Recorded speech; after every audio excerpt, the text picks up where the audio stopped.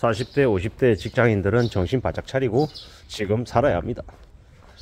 조금 이렇게 울컥한다고 회사나 조직이 자기를 기분 나쁘게 하고 자기를 업신여긴다고 강등시킨다고 이제 여러가지 이유로 회사로부터 조직으로부터 모멸감을 느꼈다고 내가 이렇게 대접받을 사람이 아닌데 너희들이 감히 나를 이러면서 아주 멋있게 사표 던지고 나오면 어떻게 됩니까?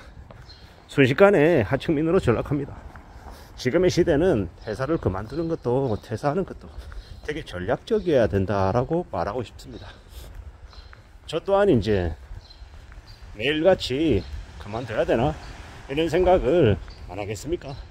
저뿐만이 아니라 여러분들이든 우리 모두가 수시로 그런 마음들이 생깁니다. 그런데 그럼에도 불구하고 우직하게 묵묵히 일하는 이유가 뭡니까? 여러가지 이유가 있을 겁니다. 대출금이 남아서 아니면 더 이상 물러날 데가 없어서 혹은 미련이 남아서 좀 더 열심히 하고 좀 더 애써서 할 수 있는 것들이 더 있는데 그런 기회를 조금이라도 더 갖고 싶어서 등등 여러가지의 이유로 좀 더 힘내보련다, 좀 더 버텨보겠다, 좀 더 기다리겠다 이런 생각을 하는 사람들이 있을 거다라고 봅니다. 호기롭게 되게 멋있게 일을 이제 결정해버리면 그로 인한 그 이후에 후폭풍이 엄청나다라고 저는 생각합니다. 특히나 450 세대들은 더 그러하죠. 자신이 능력이 있고 어디 가서든 성과 낼 수 있고 그 어느 것도 두렵지 않다 이런 이제 자기 자신을 만만하게 생각하고 자신을 되게 과대평가하는 사람들이 이제 언제든 나와서 다른 곳도 충분히 갈 수 있다 이렇게 생각하고 움직이는데 실제 지금의 현실은요 있는 사람도 내보내려고 혈안인 때다라는 겁니다. 저도 이제 그런 사람들을 제 주변에서 많이 보거든요. 연봉을 억대 연봉을 받고 임원이고 되게 이제 엄청난 위력을 행사할 수 있는 엄청난 권력이라고 해야 되겠죠. 이제 역할을 하고 있는 사람이 이제 멋있게 폼 잡고 나갑니다. 근데 그로 인한 그 이후의 모습은 어떤지 뻔히 그려지죠. 아니나 다를까 다른 곳으로 옮기고 난 이후에 반년도 못 돼서 또 다른 곳으로 옮기고 그렇게 몇 차례 옮기고 또 옮기고 하다 보니까 어떻게 됩니까? 이제 그 다음엔 더 이상 갈 곳이 없는 거예요. 그러다 보니까 어쩔 수 없이 창업을 하고 사업을 한다라고 이야기합니다. 참 씁쓸한 모습들이죠. 그런 모습들을 지금의 1970년대생 1980년대생들이 많이 겪고 있다는 걸 우리는 잘 생각해 볼 필요가 있는 것 같습니다. 과거에 잘 나가지 않았던 사람들이 누가 있냐라는 겁니다. 다들 한 자리씩 했고 다들 어깨 힘주고 다니고 다들 자기 자신을 아주 대단한 존재인 것처럼 여기며 지내왔다라는 겁니다. 근데 그건 과거인 거고 지금의 이제 상황에서 좀 냉정하게 되돌아보고 어떻게 살아갈지를 좀 생각해야 하는데 그런 것들을 하지 못했던 이들 좀 너무 이제 자기 자신을 과대평가했던 이들이 회사라고 하는 곳을 나오고 난 이후에 많이 이제 힘들어하는 것 같습니다. 과거에 자신이 서울대를 나왔고 연고대를 나오고 영어가 되고 중국어가 되고 일본어가 되고 베트남어가 되고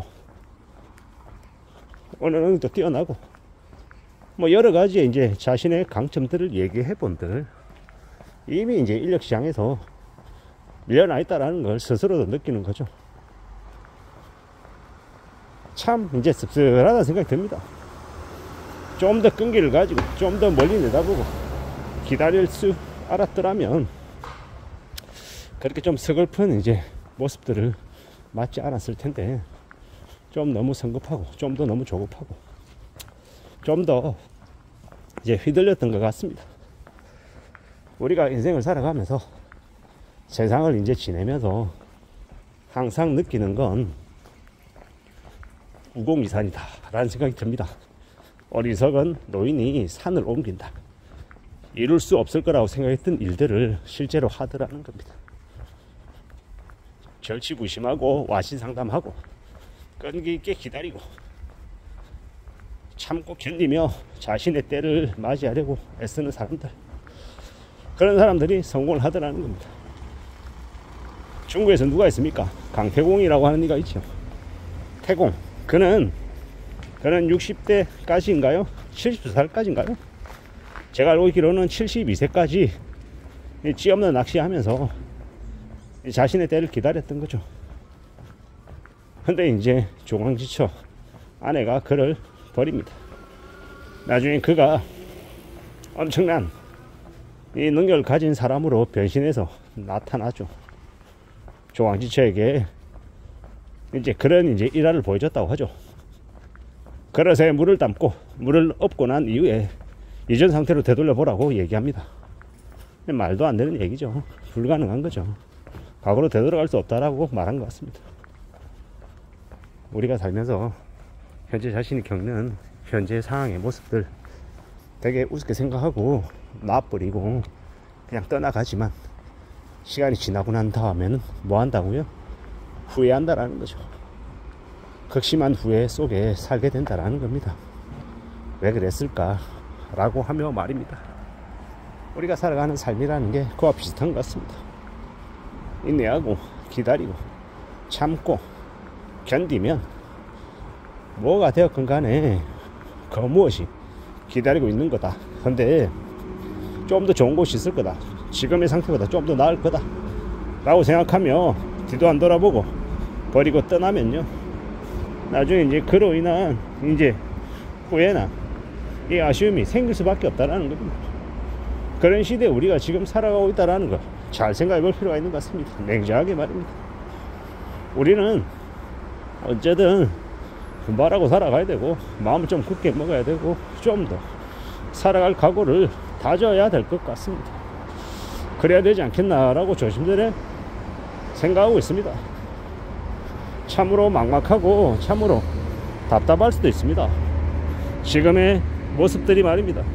내가 언제까지 이러고 살아가야 되나, 나에게는 볕들 날이 안 오는 거 아닌가 라고 답답해하며 지낼 수도 있습니다. 근데 잘 두고 보자고요.